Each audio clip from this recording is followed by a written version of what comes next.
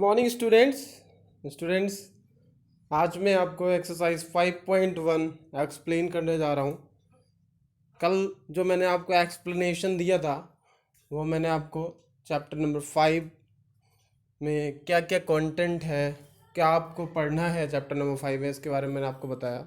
और मैंने कल आपको ट्राई दिस और थिंग्स डिस्कस एंड राइट के क्वेश्चन दिए थे और 5.1 के 1, 2, 3 क्वेश्चन भी बोला था। तो 1 और 2 क्वेश्चन तो आपके जो उस लास्ट वाले वीडियो से ही सॉल्व होंगे। आज मैं आपको रिमेनिंग क्वेश्चन है उनका एक्सप्लेनेशन बताने जा रहा हूँ। तो स्टूडेंट्स अच्छे से पूरा वीडियो वॉच करना, कहीं पे भी स्किप मत करना, क्योंकि ये थोड़ा सा टेक्निकली एक्सरसाइज है। ये पूरी एक्सरसाइज है, टेक्निकली एक्सरसाइज है। इसमें आपको थोड़ा सा माइंड सेट करना पड़ेगा। आपको सारी चीज़ें आते हुए भी कैसे क्वेश्चन को सॉल्व किया जाता है, इसका तरीका मैं आपको यहाँ पर बताने जा रहा हूँ। आपको मालूम है कि आप कैसे रूलर से स्केल को रूलर से किसी लेंथ को मेज़र करते हो। आपको मालूम है कि रूलर से आप किसी लेंथ को कैसे ड्रॉ करते हो, बट उसको आप क्वेश्चन के थ्रू कैसे करोगे, आप उसको कैसे सॉल्व करोगे, ये तरीका मैं आपको इन क्वेश्चंस में बताने जा रहा हूँ। तो सबसे पहले तो आप क्वेश्चन को अच्छे से रीड करो। मैथमेटिक्स का मेन फंडा यही होता है, read the question very well. आपको अच्छे से क्वेश्चन को रीड करना है और फिर उसके बाद उसको सॉल्व करना स्टार्ट करना है। ठीक है, तो स्टार्ट करते हैं क्वेश्चन नंबर 3 5.1 एक्सरसाइज का। सो यहाँ पर लिखा हुआ है ड्रॉ एनी लाइन सेगमेंट से ए बी। ठीक है, take any point C lying in between A and B.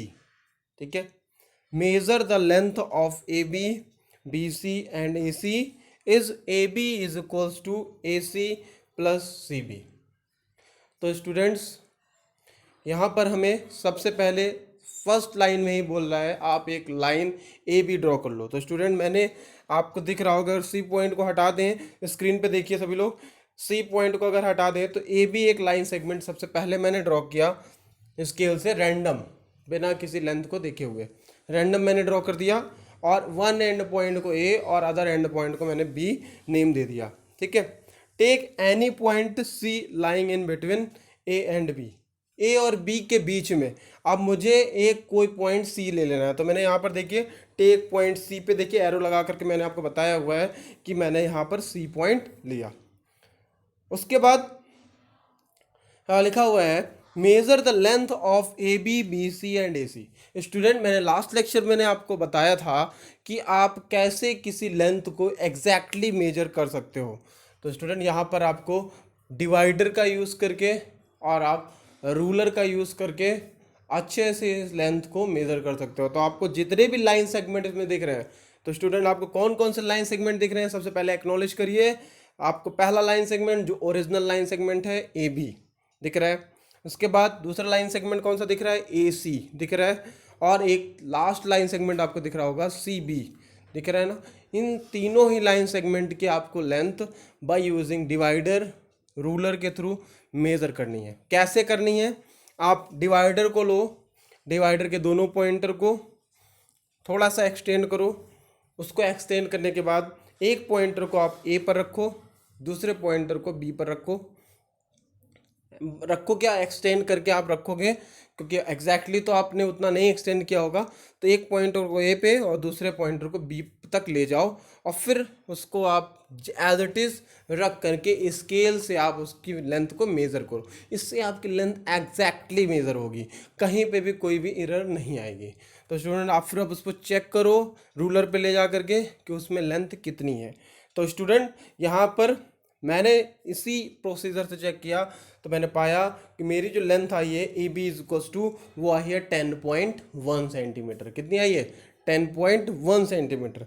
अब स्टूडेंट चेक करते हैं ए सी और सी बी। तो स्टूडेंट यही चीज़ हमको करनी है, पॉइंटर डिवाइडर के पॉइंटर को ए पे और सी तक उसको एक्सटेंड करना है। फिर उसके बाद जो एक्सटेंड वाले रेडियस आई है, जो जितना माउथ ओपन है डिवाइडर का, उसी माउथ से आपको रूलर पर ले जा करके रूलर के एक पॉइंटर के जीरो पे, कल मैंने आपको मेजर करना बताया था जीरो पे, और दूसरा पॉइंटर ऑटोमेटिकली जहाँ पर सेट हो जाता है आप वहाँ पर चेक करोगे कि वो मेज़र क्या है। वो मेज़र यहाँ पर मेरे पॉइंट ऑफ व्यू से ए C is equals to 3.6 centimetre आ रहा है।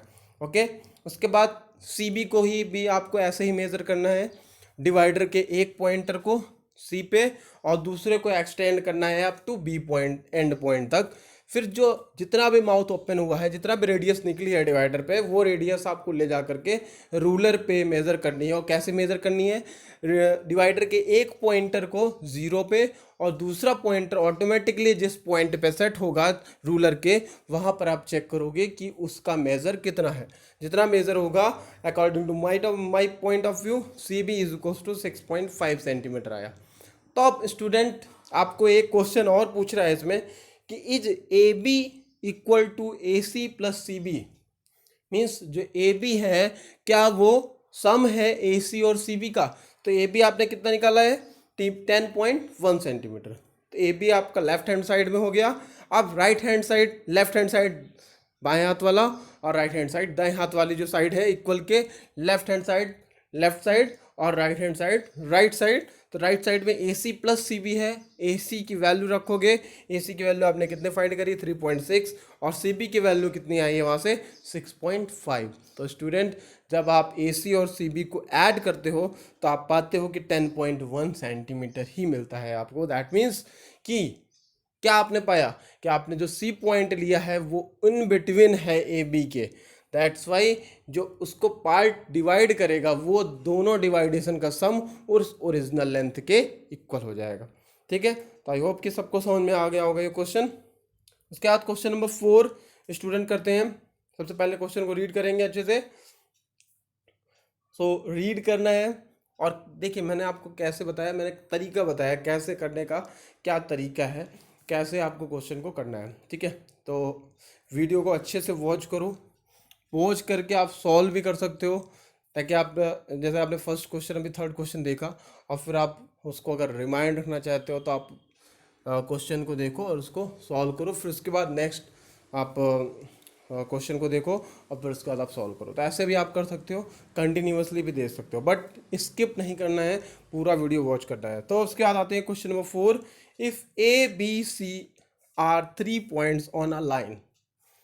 ठीक है, एक लाइन है उस पर ए बी और सी 3 पॉइंट है। देखिए जैसे यहाँ पर भी एक लाइन है, ऊपर स्ट्रेट लाइन आपको दिख रही होगी, इस पर ए बी और सी पॉइंट है। वैसे ही एक और लाइन जिस पर ए बी और सी 3 पॉइंट होंगे, सच दैट अब उसकी कंडीशन दी हुई है, A B equal to 5 centimetre, B C is equals to 3 centimetre and A C is equals to 8 centimetre.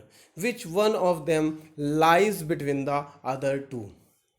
कौन सा लाई करेगा किन दो के बीच में। ठीक है, तो अब यहाँ पर देखते हैं, let us draw check which one is longest. तो एक चीज़ मुझे बताओ कि लॉन्गेस्ट जो लेंथ होगी उसके बीच में ही तो कोई पॉइंट आएगा। जैसे यहाँ पर ए बी जो था वो सबसे लॉन्गेस्ट था, तो उसके बीच में ही तो सी पॉइंट आया। अगर ए सी है तो उसके बीच में क्या बी पॉइंट ला सकते थे? नहीं ला सकते, तो ए बी बहुत बड़ा है और ए सी छोटा है। तो यहाँ पर हम सबसे लॉन्गेस्ट लेंथ को देखेंगे, तो लॉन्गेस्ट लेंथ कौन सी है? ए C is equals to 8 centimetre. तो स्टूडेंट सबसे पहले हम अपने रूलर की हेल्प से एक लाइन ए सी को ड्रॉ कर देते हैं।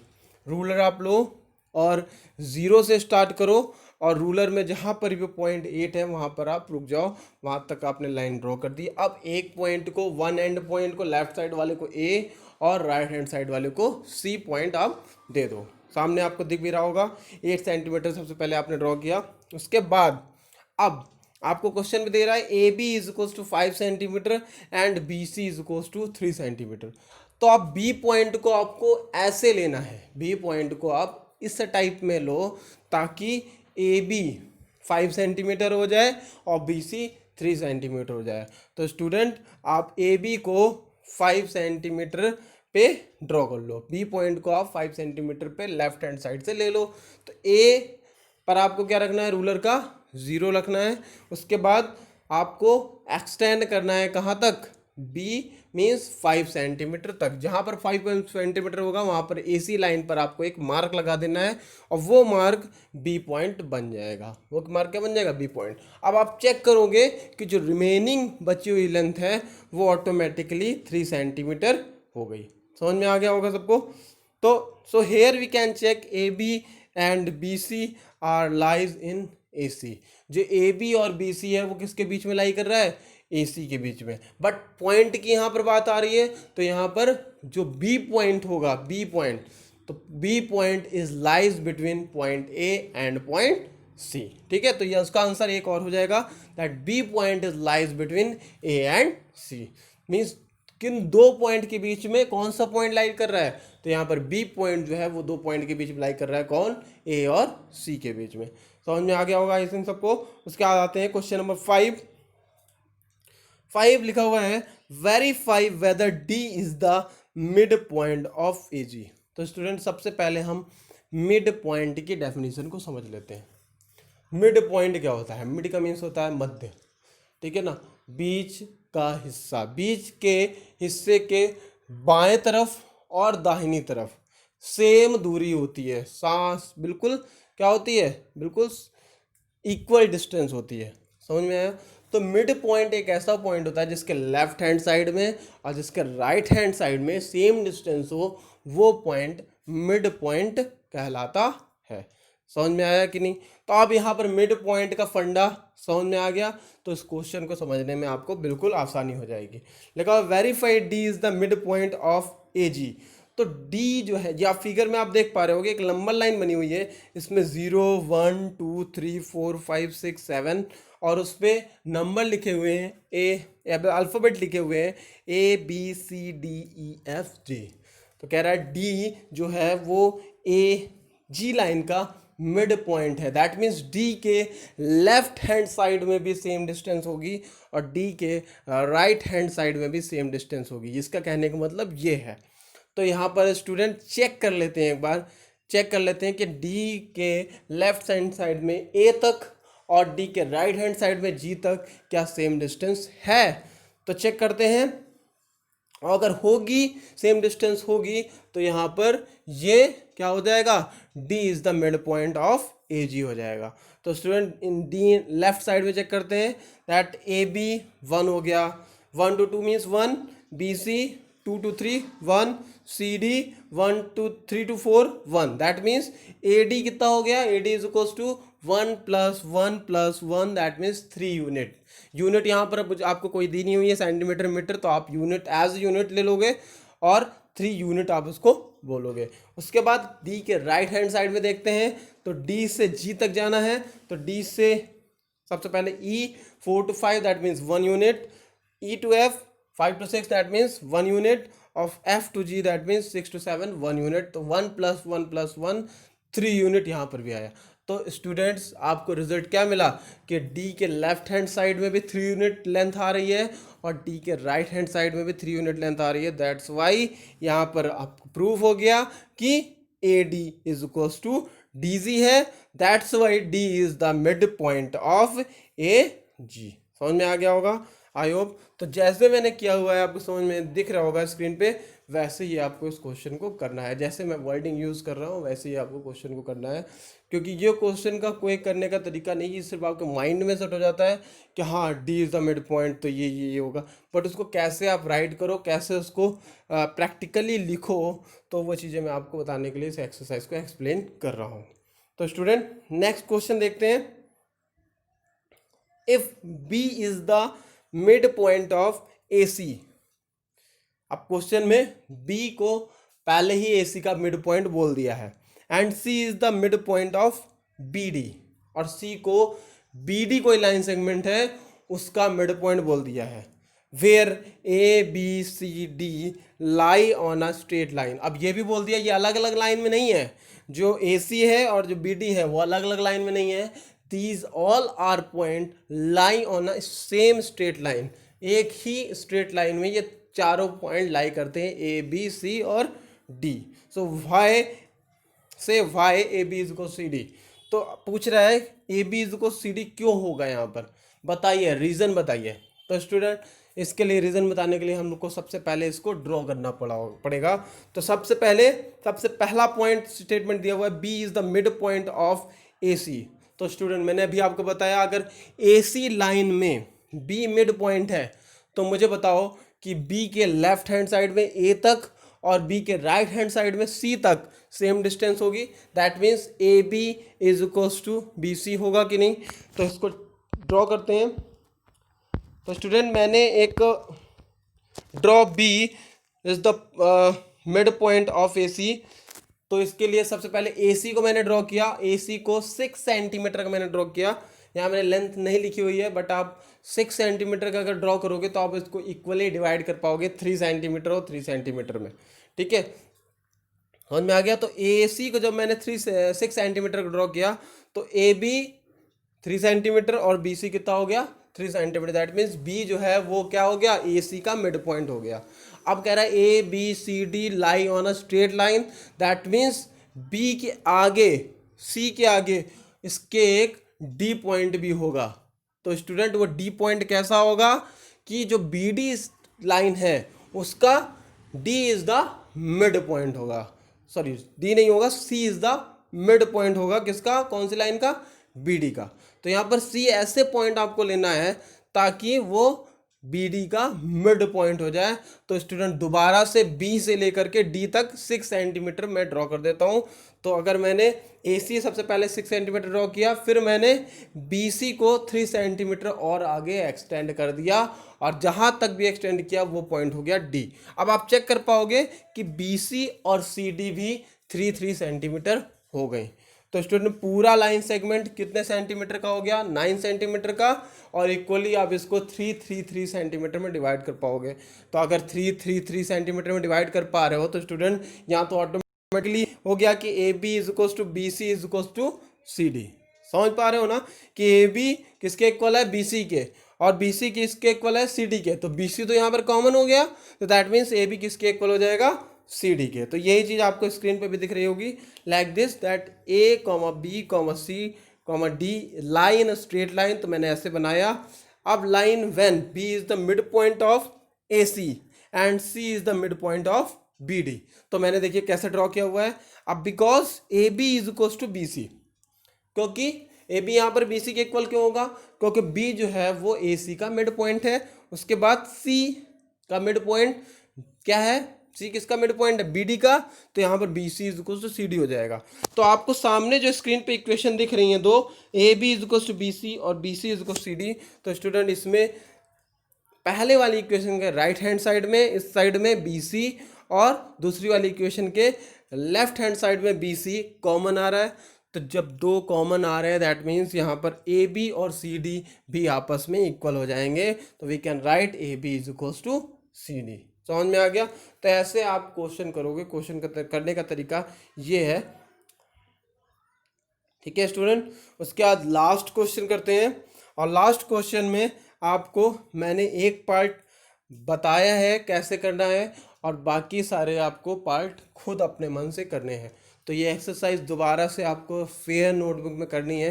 स्टूडेंट पूरा वीडियो वॉच करोगे अच्छे से, तभी आप एक्सरसाइज को कर पाओगे। तो स्टूडेंट स्टार्ट करते हैं। क्वेश्चन नंबर 7 सबसे पहले रीड करते हैं अच्छे से क्वेश्चन को। Draw 5 triangles and measure their sides, check in each case if the sum of the length of any two side is always less than third side। तो स्टूडेंट यहाँ पर आपको दो चीज़ें करनी है। क्या करनी है, तीन चीज़ें करनी है। सबसे पहले तो आपको 5 ट्रायंगल को ड्रॉ करना है। मैंने एक ड्रॉ करके आपको बताया है, ऐसे ही आपको रिमेनिंग 4 करने हैं। 5 ट्रायंगल आपको अलग अलग तरीके से ड्रॉ करने हैं। उसमें आपको कुछ नहीं देखना है कि कितनी लेंथ है क्या है। आप ट्रायंगल बस 3 लाइन सेगमेंट का एक सिंपल क्लोज्ड फिगर बना दो, एक सिंपल क्लोज्ड क्या बना दो, डायग्राम बना दो, कर्व बना दो, जिसमें 3 लाइन सेगमेंट हो और वो क्लोज्ड हो, ठीक है। उसमें आपको कोई लेंथ नहीं देखनी, लेंथ आपको बाद में देखनी है, जो कि आपका सेकंड क्वेश्चन है कि major the length of each side. और फिर जो थर्ड क्वेश्चन है, वो थर्ड क्वेश्चन ये है कि जो दो साइड का लेंथ का सम है, क्या वो थर्ड साइड से ग्रेटर आ रहा है। लिखा हुआ है the length of any two side is always less than the third side।